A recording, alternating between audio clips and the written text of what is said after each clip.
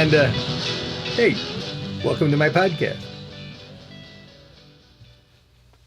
All right. So anyway, we left off last time. I think this is number 18 of our 72 podcasts. Now, this one is called Selfish Lust. Seems like maybe all you need is the title. That seems for me to provoke a whole story right there. All right, here we go. This is a one-page poem. Oh, do I do 2 pages though? It would appear you get 2 pages. Oh, should have checked before I started. You get 2 poems today. All right. So, like I said, I decided all this a long time ago, so I'm not going to question my authority or my good judgment, I guess is a better way to put it. Because I question my authority all the time. All right, here we go. Selfish Lust. Here we go. Reading from the Noble Truths Explained by Buddhism. This is book 1 of 8. Selfish lust. Anyone who pays taxes is dumber than Trump.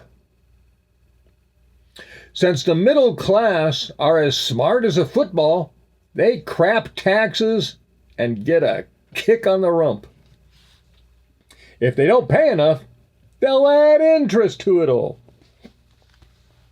The middle class are workers, servants, and slaves. They'll even sacrifice their lives. So bullets are needed. It's not the wealthy upper class pursuing terrorists in caves. They're busy watching the stock reports that need a war repeated. The Washington government doesn't exist in America. They eat in exclusive restaurants only they can afford. Common little people are like children with hysteria. Put a sucker in their mouth. Another vote scored. People never trust a lawyer, yet we gave them all our trust, or give them all our trust, to never lie, to never cheat. Yep, people are dumb. Americans vote by their party or out of selfish lust. Americans don't care if politicians lie, steal, and cheat, as long as they can get some. So yeah, this is it. Selfish lust is voting by your party, even though they lie, steal, and cheat, because why? Americans don't care if they, as long as they get some. I guess that's it. That's it. All these people that are the 40% of America who are destroying democracy, destroying our country, and killing people all over the world by starving them, are just greedy, selfish, lusty, horrible people.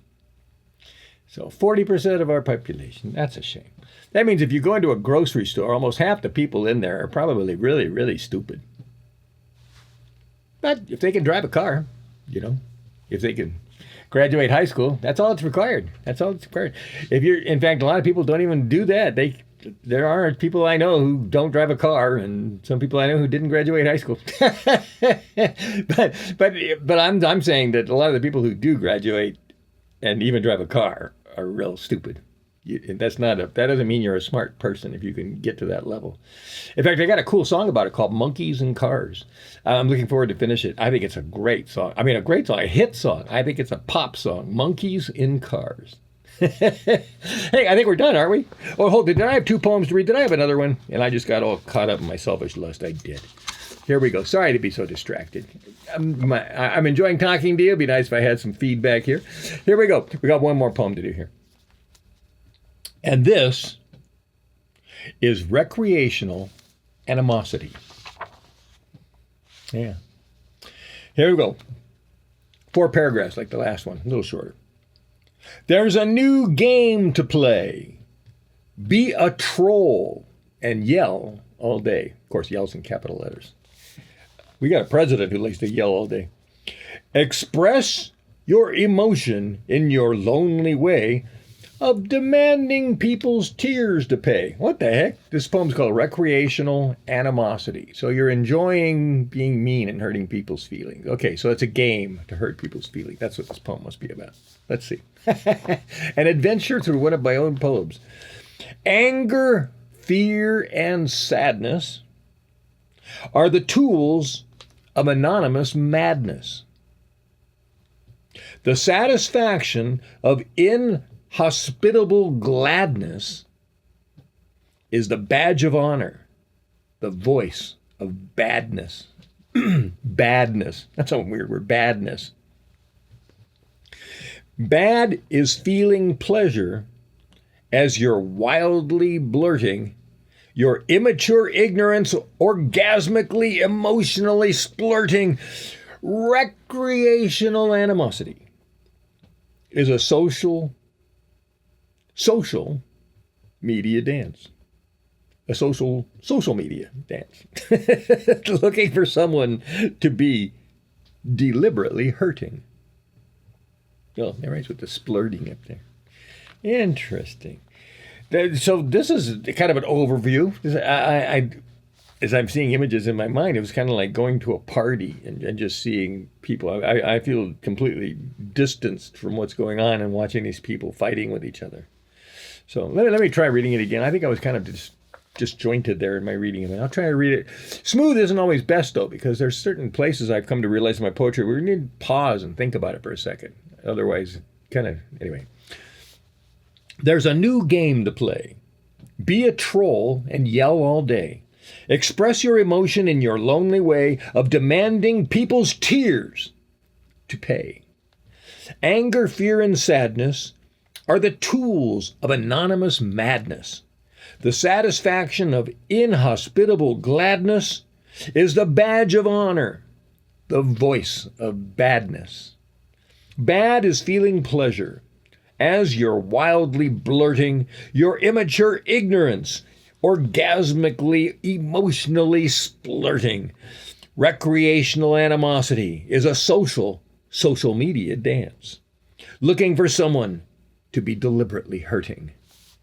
Yeah, it's like I said, I don't think those are the smart people. They're not the people that are out there just trying to hurt people's feelings for fun. I don't think you can be a smart person. I wouldn't call you a smart person, actually, if you find entertainment in hurting people's feelings. I'd call you an evil person, but I wouldn't call you a smart person.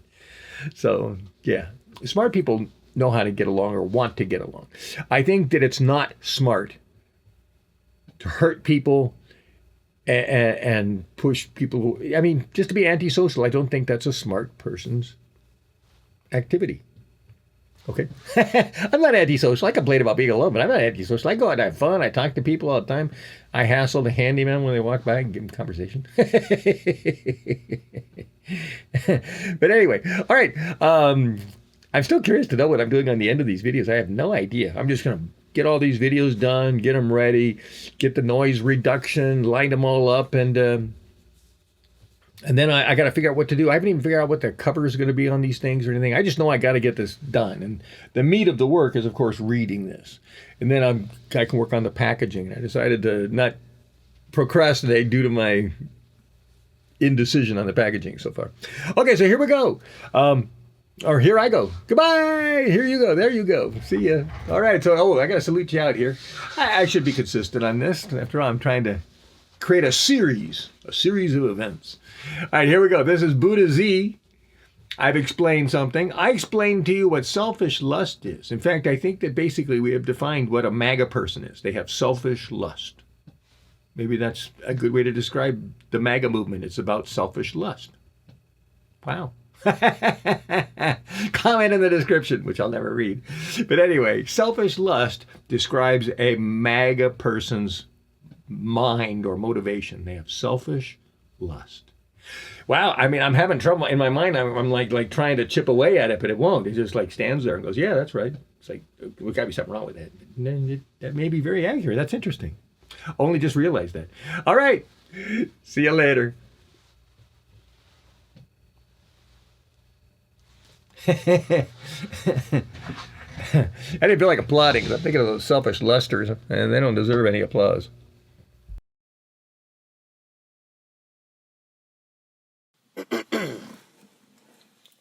A Buddha once said. A Buddha once said, "You can believe the world is flat." I can believe anything, or this and that, but perhaps there are other questions instead. Perhaps it's the questions not asked. You've been told the answers were wrong. Perhaps the truth's been hidden all along. Because your membership needs to be taxed. No, I can't make false promises of better mileage or cleaner clothes, because Buddhism only rewards those who know how to clean their dishes. What will you gain? Nothing. What? Enlightenment? Just stuff in my brain? Oh, you're afraid of what'll remain. You're too defensive. Stop bluffing. Well, there are some things, some topics to avoid. No need to warn me what you don't want to share. You're only pointing out what doesn't belong there. What's sad to see is your barbed wire, landmines, and fear. At least they keep you constantly employed. Okay, Buddha, the other man said. What is this stuff you call a religion? Why should I listen to your superstition? Can you promise me heaven when I'm dead? The Buddha smiled reluctantly. I'm so worn out soliciting you, I think I've said enough for today. I am through.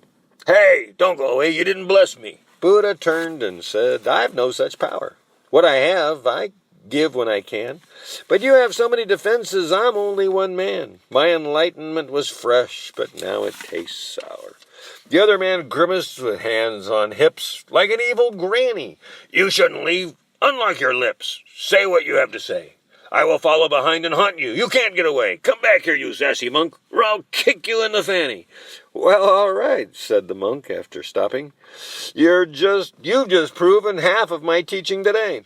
The first noble truth states that life is suffering, and number two, it eventually fades away. Sometimes those bad things you pick up, well, step 3 is about bad things you'll be dropping. The fourth law prevents it and keeps it away. That sounds pretty simple indeed. How does it work? There must be a trick. Only 4 rules to make a rough life slick. How much does it cost? What do I need? There are no tricks in science, but conditions must be right. What one person accepts, another person may fight. That's why Buddhism requires a conscience. There are no godly threats. There are no heavenly rewards, except the attainment of what enlightenment can afford. Buddhism is psychology to end regrets. That's why they call it the truth. But Buddhism teaches we each have a view that's different from everyone, even the people we knew. Buddhism teaches not to think with your gut. All right. I'm in a hurry. Tell it to me. The monk replied, I'm worn out, just talking to hear. Perhaps to continue, invite me to dinner. Then after eating, we can discuss the 4 noble truths comfortably and pleasantly. So a Buddha once said.